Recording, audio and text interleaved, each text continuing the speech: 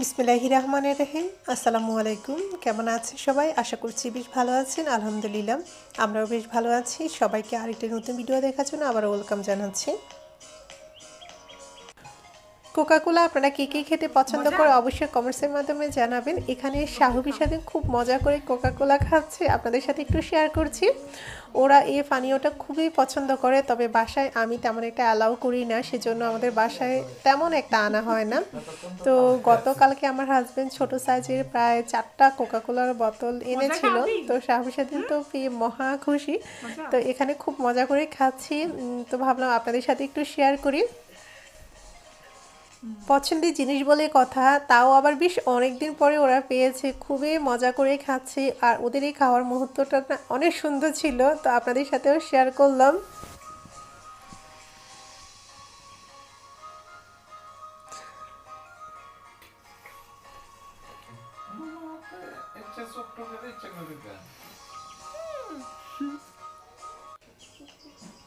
এখন হচ্ছে বিকেলবেলা, আমি সবার জন্য ফল কেটে নিলাম। তো আমি আর শাহবি স্বাধীন হচ্ছে নিচে, আর আমার হাজব্যান্ড উপরে শুয়ে আছে। তো স্বাধীনকে দিয়ে ওর জন্য পাঠিয়ে দেব। বাইরে যেহেতু বৃষ্টি, সেজন্য আর আজকে বের হতে পারিনি। গতকালকে সকালে আমরা বের হয়েছি, আপনাদের সাথে সেই ভিডিওটা শেয়ার করব আমি। তো এখানে স্বাধীনকে দিয়ে আমার হাজব্যান্ডের জন্য উপরে পাঠিয়ে দিচ্ছি। আমার গত ভিডিওতে আপনাদের সাথে শেয়ার করেছি যে আমরা সবাই কোভিড-19 পরীক্ষা করিয়েছিলাম। এখনও রেজাল্ট পাইনি, রেজাল্ট পেলে অবশ্যই আপনাদেরকে বলবো। অনেক সময় দেখা যায় যে একদিনের ভিতরে ওরা বলে দেয়, বা 2 দিন লাগে, বা ন্যূনতম 3 দিন লাগে। তো আমাদের 2 দিনের ভিতরে ওরা জানিয়ে দিয়েছিল আমাদের নেগেটিভ না পজিটিভ এসেছে। আমি আগেই বলেছিলাম যে আমাদের কোনো সিমটম ছিল না, কোভিডের একটা সিমটম থাকে, একদম সিমটম ছাড়া কিন্তু আমরা পরীক্ষা করিয়েছি, সেজন্য আমাদের নেগেটিভ এসেছে। আলহামদুলিল্লাহ অনেক বেশি ভালো লাগছে। আমরাও জানতাম যে আমাদের কোনো কোভিড হয়নি, তারপরেও একটু টেনশন ছিল। অনেক সময় দেখা যায় যে কোনো রকম সিমটম থাকে না, হয়ে যায়। তো সেজন্য ভাবলাম পরীক্ষাটা করে নিই। যাই হোক, পরীক্ষার রেজাল্ট এসেছে, আমাদের কোভিড হয়নি, টেনশন মুক্ত বলা যায় আর কি। এখানে আমি রাতের জন্য রান্না বান্না করছি, মুরগির মাংস ঝোল রান্না করব, আর হচ্ছে হাতে রুটি তৈরি করব। মুরগির মাংসটা আমার বাসায় একটু বেশি রান্না করি, কারণ শাহুবি স্বাধীন খেতে পছন্দ করে। ওরা গরুর মাংসটা খুব একটা খেতে পছন্দ করে না, তবে গরুর কলিজা খেতে পছন্দ করে, আবার বিফ স্টিকটা পছন্দ করে খেতে। মুরগির মাংসটা কম বেশি আমরা সবাই রান্না করতে পারি, সেজন্য পুরো প্রসেসটা আর শেয়ার করলাম না। তো এখানে আলু দেওয়া হয়েছে, মাংসগুলো সাইজটা যেহেতু বড়, আলু টুকরোগুলো আমি একটু বড় করে নিয়েছি।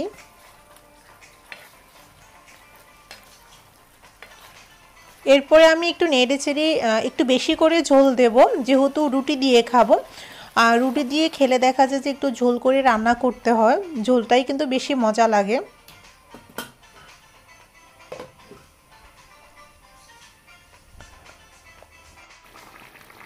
আমার গত ভিডিওগুলোতে আমি আপনাদের সাথে শেয়ার করেছিলাম যে আমার ছেলের স্কুল বন্ধ হয়ে গিয়েছে, মানে ক্রিসমাস ডে বন্ধ সহ আর কি, একসাথে বন্ধ দিয়ে দিয়েছিল জানুয়ারির 4 তারিখ পর্যন্ত। ওদের ক্লাসে একটা বাচ্চার কোভিড পাওয়া গিয়েছে, সেজন্য ওদের সবাইকে 14 দিনের আইসোলেশন এবং কি ক্রিসমাস ডে ছুটি সহ আর কি বন্ধটা দিয়ে দিয়েছিল স্কুল থেকে। স্বাধীন স্কুল থেকে আজ আবার ফোন আসেছে নতুন করে আবার স্কুলে পাঠানোর জন্য ওদেরকে। তো আমি তো আসলে অনেকটা অবাক হয়ে গিয়েছি ওদের আবার নতুন ডিসিশান শুনে আর কি। তো শুধু ওকে না, ওদের ক্লাসের সবাইকে আবার কাল থেকে স্কুলে যেতে হবে। এটা শোনার পরে একটু অবাক লাগছিল, স্কুলের নিয়মকানুন বা সব কিছু নিয়ে আর কি, এরকমটা কখনো হয়নি। হঠাৎ করে একবার স্কুল বন্ধ দিয়ে দিয়েছে, আবার বললো যে স্কুল খোলা, আবার বাচ্চাদেরকে স্কুলে যাওয়ার জন্য বলেছে। মিলিয়ে আসলে ওদের সিদ্ধান্তগুলো মাথার উপরে দিয়ে যাচ্ছে, কিছুই বুঝতে পারছি না। স্বাধীন কাল থেকে আবার স্কুলে যাবে, শাহবি যেহেতু বা আমাদের সবাই যেহেতু কোভিডের রেজাল্ট চলে এসেছে, সার্টিফিকেট নিয়ে সে আবার স্কুলে ব্যাক করতে পারবে।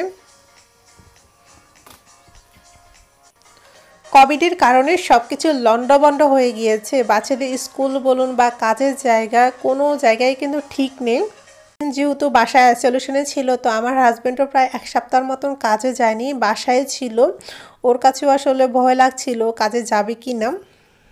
সম্পূর্ণ একটা নতুন অভিজ্ঞতার মাধ্যমে আমরা জীবন পার করছি বা জীবনের দিনগুলো অতিবাহিত করছি, যেটা আসলে কখনো কামনা করিনি বা কল্পনার ভিতরে ছিল না। ইতিমধ্যে আপনারা জেনেছেন কিনা জানি না, ইংল্যান্ডে আরেকটা নতুন ভাইরাস কিন্তু ধরা পড়েছে। কোভিডের পরে কিন্তু নতুন আরেকটা ভাইরাস এসেছে, সেটা ইংল্যান্ড থেকে নাকি ছড়িয়েছে। বিভিন্ন গণমাধ্যম এটা নিশ্চিত করেছে। তো ভাইরাসটার নামটা আসলে ইতিমধ্যে আমি ভুলে গিয়েছি। আমার হাজব্যান্ড বলল যে নতুন একটা ভাইরাস নাকি আবার ছড়াচ্ছে।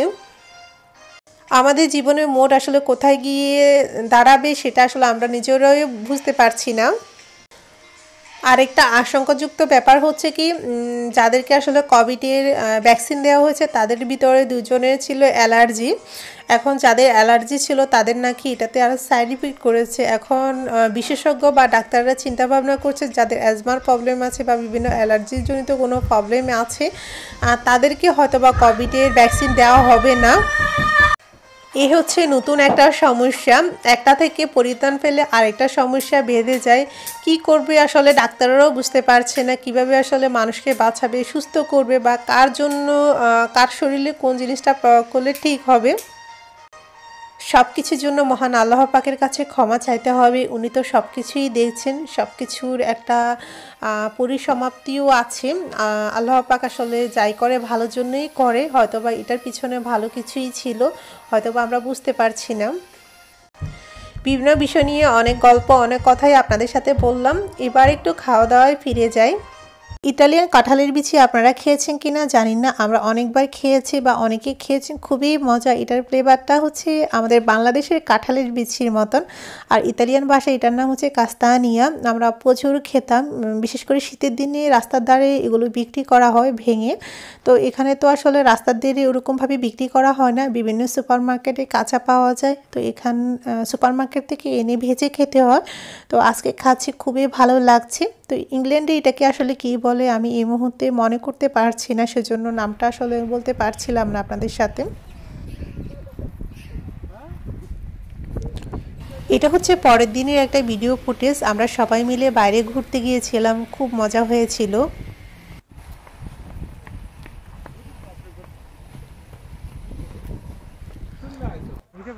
এখানে এখন অনেক ঠান্ডা পড়ে গিয়েছে। মাঝে মধ্যে আমি আর আমার হাজব্যান্ড বাইরে ঘুরতে গিয়েছিলাম, কিন্তু সারাদিন ঘুরতে যেতে পারিনি বা ওদেরকে নিয়ে যাইনি। তো বেশ অনেক দিন পরে, 1 মাস পরে ওদেরকে নিয়ে একটু বাইরে আসলাম, ভালো লাগছে। সেজন্য ওদেরকে নিয়ে সকাল সকাল বাইরে বের হয়ে গেলাম। আজকে যাচ্ছি আমরা একটা পার্কে। তো যাওয়ার পথে এই পাউন্ড শপটা পড়ে, এখানে ঘরের সমস্ত জিনিসপত্র বিক্রি করা হয়। তো বাইরে কিছু জিনিস আছে আর ভিতরে অনেক কিছু আছে। আমাদের ঘরের বা কিচেনের জন্য কিছু দরকার হলে আমরা এখান থেকেও মাঝে মধ্যে অনেক কিছু কিনে নিয়ে যাই। আমরা এখন রাস্তা ক্রস করার জন্য দাঁড়িয়ে আছি। চতুর্দিক দিয়ে আসলে রাস্তা, গাড়ি আসে, সেজন্য একটু দাঁড়িয়ে থেকে তারপরে ক্রস করতে হয়েছে। তো আমাদের এখান থেকে যোগাযোগ ব্যবস্থা খুবই ভালো। আমরা একদম শহরের মানে মাঝেই আছি। তো এখান থেকে যে কোনো জায়গা খুব সুন্দরভাবে যাওয়া যায়। খাঁচা থেকে পাখিকে ছেড়ে দিলে যেরকম পাখির কাছে ভালো লাগে, স্বাধীনের কাছে এরকম ভালো লেগেছে। এখানে এসে তারা অনেক এনজয় করেছে, আমার নিজের কাছেও খুবই ভালো লেগেছে। তো আজকের ভিডিওটা আসলে আমি যদি পুরো ব্লগটা শেয়ার করতে যাই অনেক বেশি বড় হয়ে যাবে। আমি সেকেন্ড পার্টে কিন্তু আপনাদের সাথে আমরা কি কি মজা করেছি, পার্কের সুন্দর সুন্দর ভিউগুলো আপনাদের সাথে শেয়ার করব। সে পর্যন্ত আপনারা সবাই আমার সাথে থাকেন। তো এখন আমরা এই তো পার্কের গেট ক্রস করে পার্কের ভিতরে দিকে হাঁটছি। আমি পিছনে আর স্বাধীন আগে আগে হাঁটছে। যেহেতু এই পার্কটা তাদের খুবই প্রিয়, সব জায়গায় তাদের চেনা, সেজন্য আসলে এখানে আসলে ওদেরকে কোনো রকমে কন্ট্রোল করতে হয় না। ওরা ওদের মতো করে আপন মায়ায় আপন গতিতে হাঁটে, খেলে, এখানে ছুটাছুটি করে।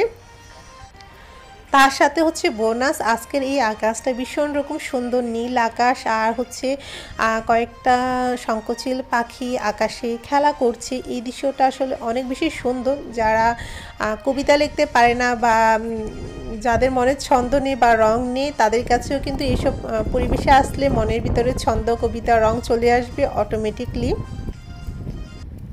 পার্কের মাঝখানের রাস্তা ধরে আমরা হেঁটে হেঁটে একদম লেকের পাশে চলে যাব। লেকের পাশে গিয়ে কিন্তু আসল মজাটা হয়েছিল। খুবই মজা করেছি আমরা। সাবিসার দিনও অনেক বেশি হ্যাপি হয়েছে। আপনাদের সাথে পুরোটা শেয়ার করব পরবর্তী আরেকটা ব্লগে। সে পর্যন্ত আমার সাথেই থাকবেন আশা করছি। যেতে দিতে নাহি চায় মন, তবু যেতে দিতে হয়, তবু চলে যায়, তবু চলে যেতে হয়। আজকের মতন আমিও আপনাদের কাছ থেকেই বিদায় নিয়ে চলে যাচ্ছি। সে পর্যন্ত আপনারা সবাই অনেক বেশি ভালো থাকবেন। আল্লাহ হাফেজ।